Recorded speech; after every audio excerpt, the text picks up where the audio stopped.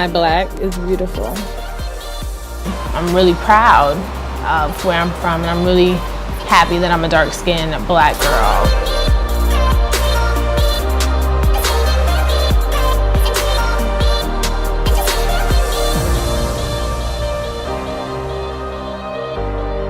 Colorism would be the idea that darker is worse and lighter is better. The lighter you are, the better you are. It's an idea that's like embedded into our minds.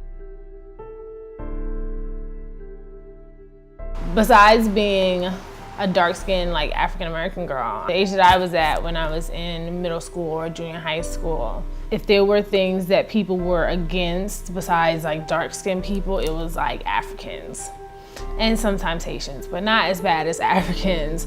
So I definitely kind of felt like, okay, well, I'm African and I'm dark-skinned. I got the shit end of the stick. So I dealt with that for a long time. Like, I didn't like being African at all. I hated being African. I hated being dark-skinned. I wanted to be lighter just because I personally thought it was a better thing for me. Like, I thought it was better for everybody. Like, I loved people that were light-skinned. I thought they were so pretty.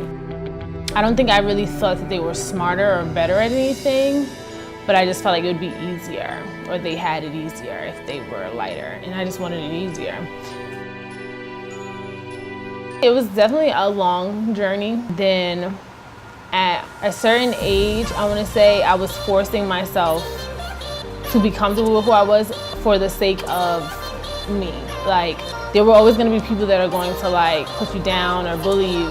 And I feel like at that point I was like, okay, well, I have to buck up and I have to love myself, or try to love myself, or at least be okay with myself, so that people's criticisms don't like rip me apart.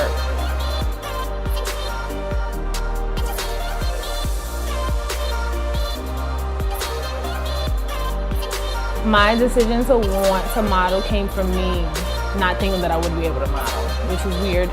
It came from thinking that like I was not pretty enough, and nobody would find me beautiful and stuff like that. And I don't know what it was, but I've always been obsessed with like Naomi Campbell, because Naomi Campbell is so dark and so beautiful, and she is like my favorite supermodel.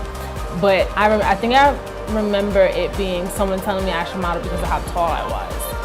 And they didn't say it to like, you should only be a model because you're tall. They like were like, you're so tall, you should model. And then the idea was in my head, I'm like, okay, well, if one person thinks I should model, she must not think I'm like hideous, so maybe I should try it. And me growing into myself and getting comfortable with like what I look like and my skin color, it made me want to try it out. So I did, and then when I saw that I had like this strong passion for it, I'm like, I want to model until I can't anymore.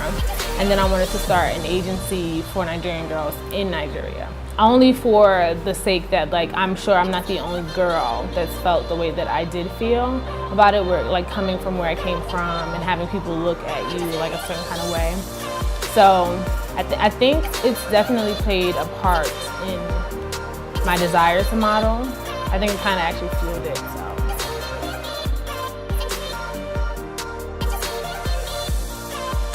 When I first started doing makeup, because I feel like I've been doing makeup for forever now, when I first started doing makeup, I didn't think it was hard. I think the first time you go to get foundation, especially foundation, you're like, oh, they're obviously gonna have a complexion, a shade for me.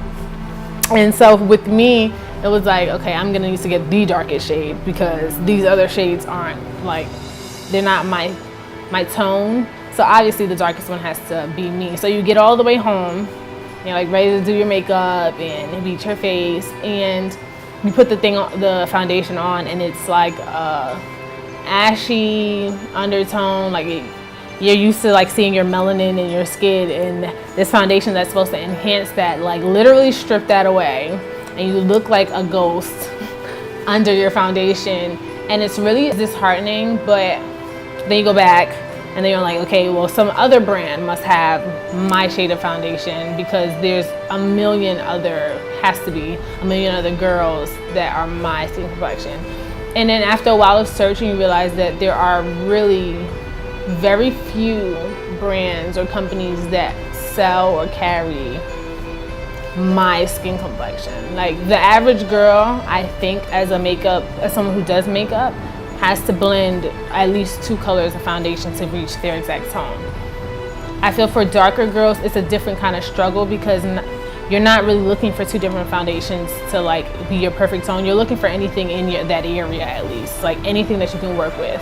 And it's disappointing and it's annoying, and it's like, it makes doing something fun like a stressor almost, because it's like, okay, why don't they have this shade? Like, is there nobody that they could like use to match up a foundation for us? Is there no color that they thought that they could come up with, or do we just not matter?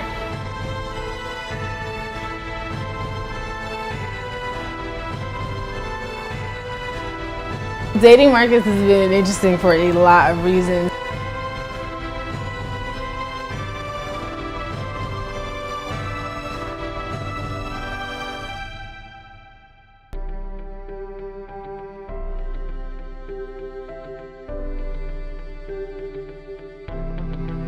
Because of the following that Marcus has, I expected that there would be opinions about me and that people would have things to say whether they were wanted opinions or not.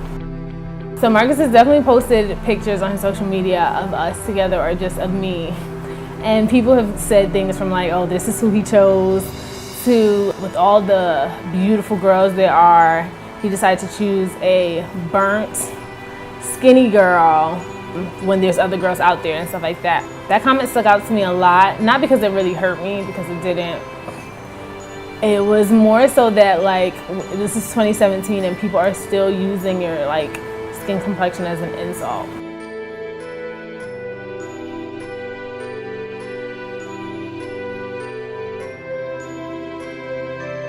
It used to bother me a lot more than it does now. I think I'm more so used to seeing lighter people. I think media and like people in charge of like who represents their brand have definitely gotten a little bit better with like representation, because I think it's important to see girls like you or guys like you or anybody like you in places that you wish to be, so you know it's possible.